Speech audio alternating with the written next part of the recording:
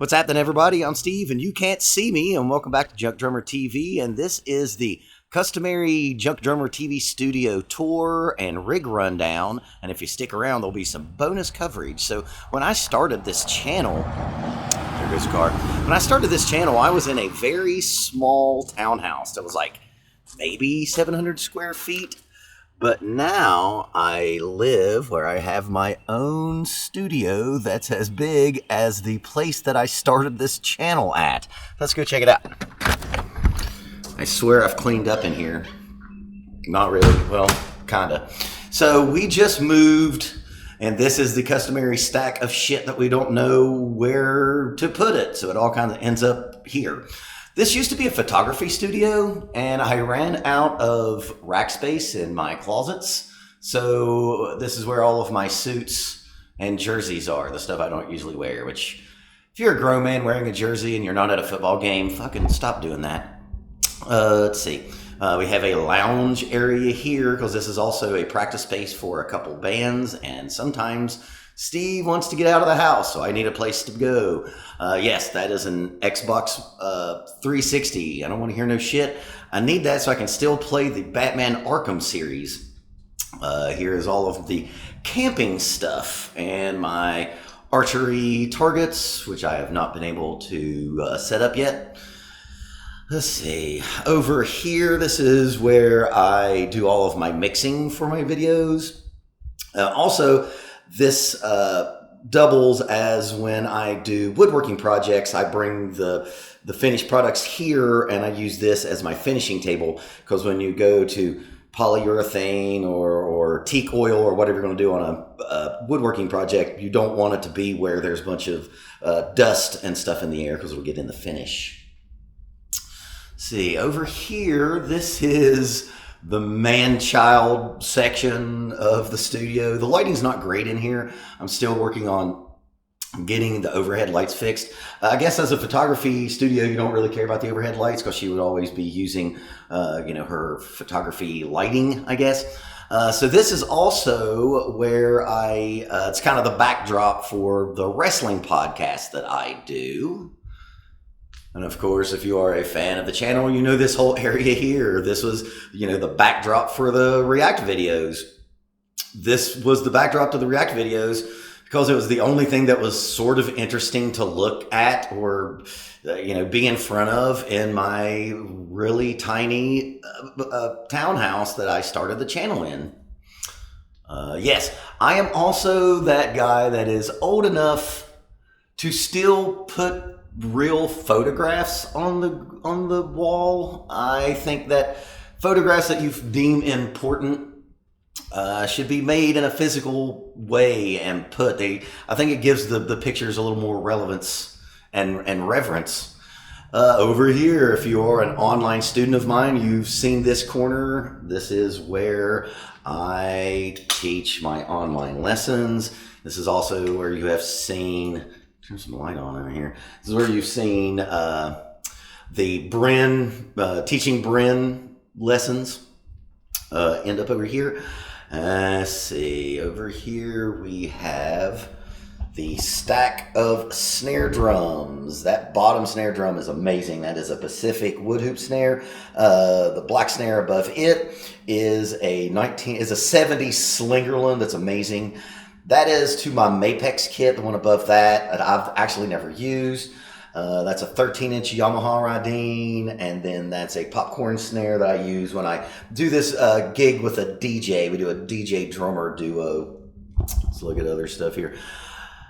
This is the drum set that I bought right before the pandemic and the lockdown that was supposed to be the drum set that I would fix on camera, and I will do that eventually once I have the chickens out of my workshop. I'm going to be able to fix this. This is a Premier, and the guy said that it was what did he say it was? I think he said it was a mahogany, which of course, if you're a woodworker, you know mahogany does not exist. So that is probably sapele, but that's never been played. I bought that from a shady guy in a parking lot off of Marketplace. I don't know if this is showing up. That's a Yamaha Radine Jazz Kit, which is a phenomenal drum set. This is the best $150 I've ever spent. It's an 18-inch bass drum, 10-inch snare, and I think a 13-inch floor tom. There's videos of me playing this on the channel. I've got fiber skins on it, if you can see that. And this is it's a ride-in is a real cheap drum set. Man, these things are fucking awesome. There's a bunch of other drum stuff. This right here, I forgot to mention this on my Matt Wolf video that I just did. This is the Byzantine snare drum. I bought this off of Matt. If I'd have known where the money was going to, I may not have bought it from him, but this is a Mapex Black Panther, and this fucking thing is a shotgun blast. It is a phenomenal snare drum.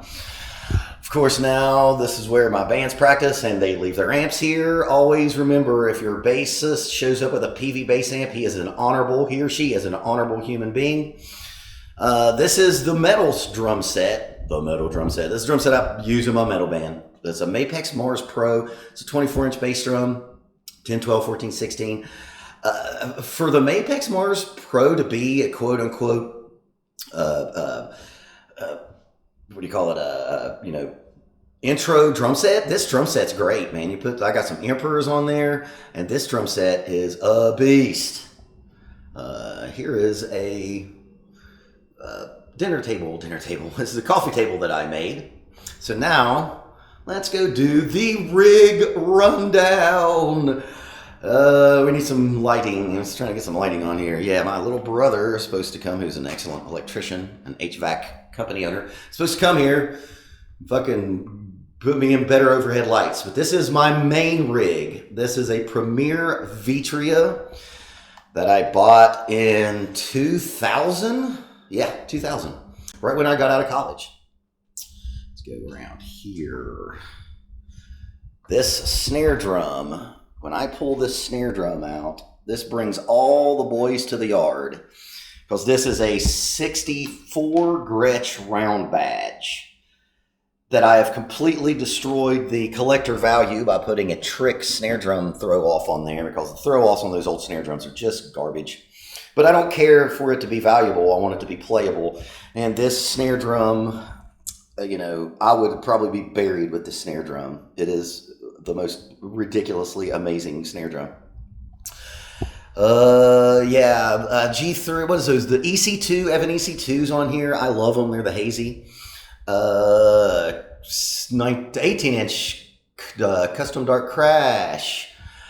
This ride cymbal, in my opinion, is the greatest ride cymbal ever. It is a Sabian Vault crossover ride. It's 21 inches and it's amazing. What was that? Yeah, HH 18-inch dark crash. And then Sabian does this thing where they take old cymbals and they recycle them, and they're called the SR2s. And this is almost like a trashy crash. They say it's a thin crash, but man, this crash is fucking awesome. And then the HH Jazz hats. Down here I have the cheap Gibraltar pedal. I don't know if you can see that. I don't like good bass drum pedals. I like bass drum pedals that I have to wrestle with. I don't like DW5000s at all. Actually, I played a crappy gig with a DW5000 and I blamed the bass drum and I threw it in the bar's dumpster after I got done with the gig. So that is my rig rundown. And if you tune in tomorrow, the new series is going to drop, and that you're going to see this drum set in action. And hopefully I'll have worked out the audio and it will sound as good on recording as it does live or on video. I think I said that right. So that is the customary Gen X tapestry that everybody has to have. You got to have a Beatles poster up in your studio. But again, yes, Rick and Morty, of course.